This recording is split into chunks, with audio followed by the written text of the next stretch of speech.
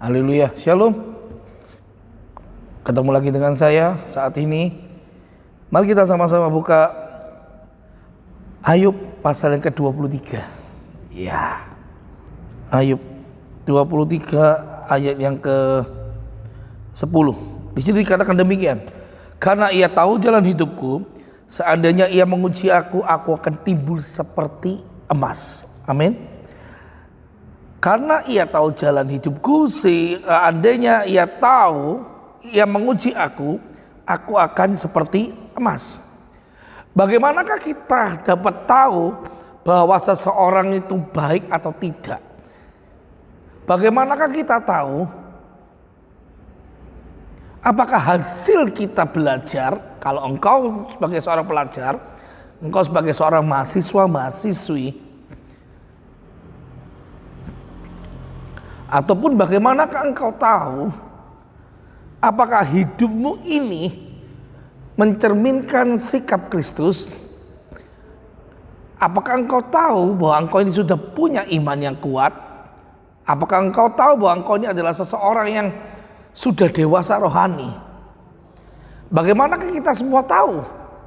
Kita hanya perlu satu hal. Engkau harus masuk dalam ujian. Ketika engkau diuji, lihat, di sanalah engkau akan diuji dan engkau akan mengetahui apakah engkau seperti emas, apakah hasil engkau belajar selama ini itu membuahkan hasil dengan nilai bagus jika engkau seorang pelajar, mahasiswa, mahasiswi. Kalau engkau tidak pernah mengalami satu ujian, engkau tidak akan tahu bagaimanakah kualitas hidupmu.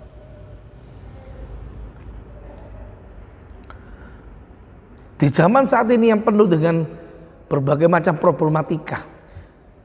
Saat ini kita tahu bahwa pandemi sudah surut mungkin. Tapi seperti yang Yesus katakan, berjaga-jagalah dan berdoalah senantiasa. Kita tidak akan pernah tahu apakah yang namanya COVID ini sudah selesai belum. Pemerintah mengatakan kita untuk tetap harus pakai masker, harus vaksin. Memang semuanya itu tidak menjamin.